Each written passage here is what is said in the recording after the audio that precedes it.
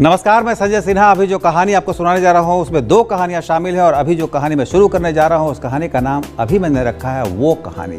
मैंने आपको जबलपुर से सुखवर्षा सहगल की कहानी सुनाई थी और वहीं मैंने जिक्र किया था सरदार जी का। कुछ साल पहले सरदार जी मुझे दिल्ली से गोवा के उड़ान में मिले थे और कई लोगों ने मुझसे ये अनुरोध किया है कि सरदार जी की कहानी संजय जी फिर दोबारा सुना दीजिए। अच्छी कहानियाँ बार बार सुननी और सुनानी चाहिए।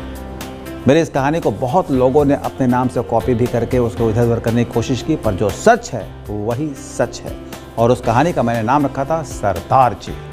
तो कहानी शुरू होती है मेरी गोवा की उड़ान से। दिल्ली से गोवा के उड़ान में एक सरदार जी मिले, साथ में उनकी सरदारनी भी थी।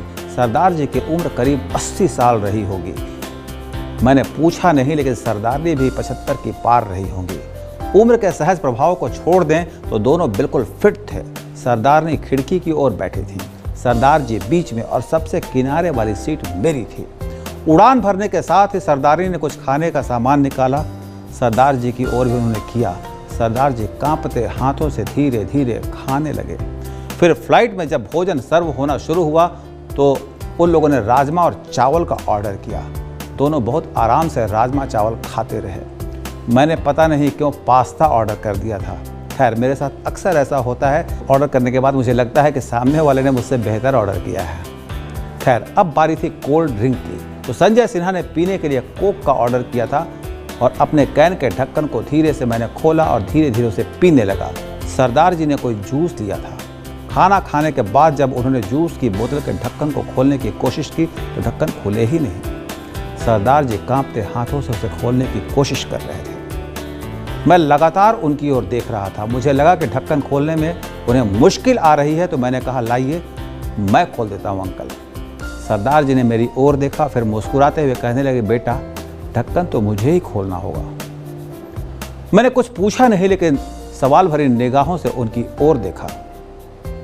सरदार जी ने कहा, बेटा जी आज तो आप खोल दोगे, लेकिन अगली बार कौन खोलेगा, इसलिए मुझे खुद खोलना आना चाहिए। सरदारनी भी सरदार जी की ओर देख रही थी। जूस की बोतल का ढक्कन उनसे भी नहीं खुला था, पर सरदार जी लगे रहे और बहुत कोशिश करके उन्होंने ढक्कन को खोल ही दिया। दोनों बहुत आराम से जूस पी रहे थे। एक बात तय है कि मुझे उस उड़ान में जिंदगी का एक बहुत बड़ा सबक मिला। सरदार जी ने मुझे बताया कि उन्होंने ये नियम बना रखा है कि अपना हर काम वो खुद करेंगे। घर में बच्चे हैं, भरा पूरा परिवार है, सब साथ ही रहते हैं, पर अपनी रोज़ की ज़रूरत के लिए सरदार जी सिर्फ सरदारनी की मदद लेते हैं, बाकी किसी की नहीं। दोनों एक दूसरे की ज़रूरतों को समझते हैं। सरदार जी ने मुझसे कहा कि जितना संभव हो अपना काम खुद करना चाहिए। एक बार अगर काम करना छोड़ दूंगा, दूसरों पर निर्भर हो जाऊंगा, तो समझो बेटा कि बिस्तर पर ही पड़ जाऊंगा। फिर मन हमेशा यही कहेगा कि ये काम इससे करा लूँ, वो काम उससे करा लूँ। फिर तो चलने के लिए भी दूसरों का सहारा लेना पड़ेगा। अभी चलने में पाँव कांपते हैं, खाने में हाथ भी कांपते हैं, पर जब तक आत्मनिर्भर रह सको रहना चाहिए। हम गोवा जा रहे हैं, 2 दिन वहीं रहेंगे। हम महीने में 1-2 बार ऐसे ही घूमने निकल जाते हैं। बेटे कहते हैं कि अकेले मुश्किल होगी, पर उन्हें कौन समझाए कि मुश्किल तो तब होगी जब हम घूमना फिरना बंद कर देंगे, खुद को घर में कैद कर लेंगे। पूरी जिंदगी खूब काम किया, अब सब बच्चों को देकर अपने लिए महीने के पैसे तय कर रखे हैं और हम दोनों उसी से आराम से घूमते हैं। जहां जाना होता है एजेंट टिकट बुक करा देते हैं, एयरपोर्ट पर टैक्सी आ जाती है, होटल में कोई तकलीफ होनी ही नहीं है। स्वास्थ्य एकदम ठीक है। कभी कभी जूस की बोतल के ढक्कन नहीं खोलने की बात होती है, पर थोड़ा दम लगाता हूँ तो वो भी खुल ही जाती है। संजय सिन्हा ने तय किया था कि इस बार की उड़ान में लैपटॉप पर एक पूरी फिल्म देख लेंगे, पर यहाँ तो वो जिंदगी की फिल्म देख रहे थे। एक ऐसी फिल्म जिसमें जीवन जीने का संदेश छिपा था। जब तक हो सके आत्मनिर्भर होना चाहिए।